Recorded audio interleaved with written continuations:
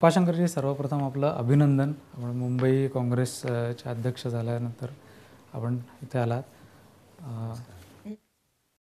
पण या निवडणुका डोळ्यासमोर ठेवूनच तुमची निवड झाली आहे का? असं नाही.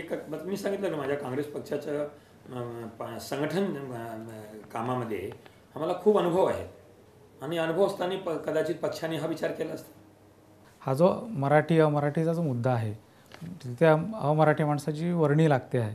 मग मराठी जो तळागाळातला जो कार्यकर्ता आहे तो दूर जाईल असं वाटतं का तुम्हाला? मला असं वाटत नाही, कारण मी जेव्हा पक्षामध्ये काम करतो, महाराष्ट्र प्रदेश आहे, इथे मुंबई आहे, पण महाराष्ट्र प्रदेशमध्ये काम करत असताना एकटाच सरचिटणीस जेव्हा मी काम केलं, मला कुठेही दिसला नाही की कोणी कृपाशंकर मराठी म्हणून केव्हा हाक मारला तर कृपाशंकर सरचिटणीस नाही. एका भाषिक मी मराठी भाषिक नाही आहे, पण मराठीवर प्रेम का करतो की हा मराठी फक्त भाषा नव्हे, मराठी एक संस्कृती झालेली आहे की हा महाराष्ट्रामध्ये सगळे राहणारे लोक जेव्हा महाराष्ट्रामध्ये येतात त्यांना सर्वांना मराठी प्रेम एवढं असलं पाहिजे की मुंबई किंवा महाराष्ट्र ही एक संतांची भूमी, ही संतांची परंपरा आहे.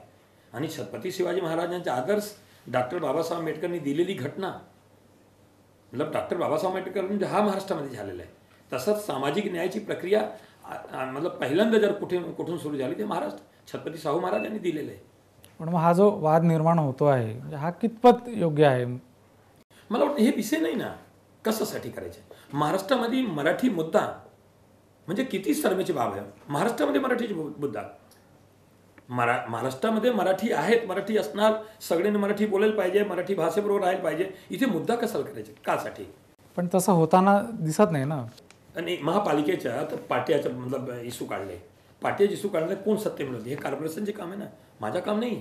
एखादा सरकारने निर्णय घेतलेलं काम आहे, तिथे गुमस्ता मतलब सब इस्टॅब्लिश्ड लायसन्समध्ये असं लिहिलेलं आहे ना की मराठी में भी होना चाहिए, मतलब मराठीमध्ये असलंच पाहिजे.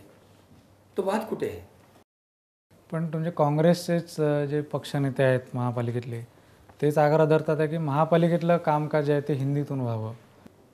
त्यांनी जे राजन सिंगनी सांगितलं की महापालिकेमध्ये हिंदीच व्हावा, ते हिंदी एक भाषा आहे की लोकांना समजेल पाहिजे त्यासाठी. पण मराठीचा विरोध करून मला वाटत नाही त्यांनी केलेलं आहे आणि करणार नाही कोणी. बरोबर. मराठी असलीच पाहिजे. मी सांगतो मराठी बरोबर कुठे गरजेचे आहेत, इंग्रजीचे वापर आपण करावे लागतात. आणि एका टाईपरायटरवर, आमची देवनागरी एक आहे, एका टाईपरायटरवर हिंदी टाईप होतं, मराठी टाईप होतात आणि संस्कृती टाईप होतं. कोणीतरी टाईपरायटर तोडून दाखवा. तर कृपाशंकर ते त्या टाईपरायटरसारखं आम्ही काम करणार आहे. मराठी पाहिजे तर मारा पट्ट्या, काय करायचं तुम्हाला करा, पण तुम्ही मराठी भाषा काढू शकता, तुम्ही हिंदी काढू शकता आणि संस्कृती काढू शकता. ते एका देवनागरी आमची आहे. मला आई आणि आईची बहीण मौसीला जर कोणी दूर करायचा प्रयत्न करतात, काय कारणाच्या मागे? कृपाशंकरजी, आपण आलात, इथे आपण भेट दिली, आमचा संवाद साधला आमच्या प्रेक्षकांसोबत, त्याबद्दल धन्यवाद. नमस्कार.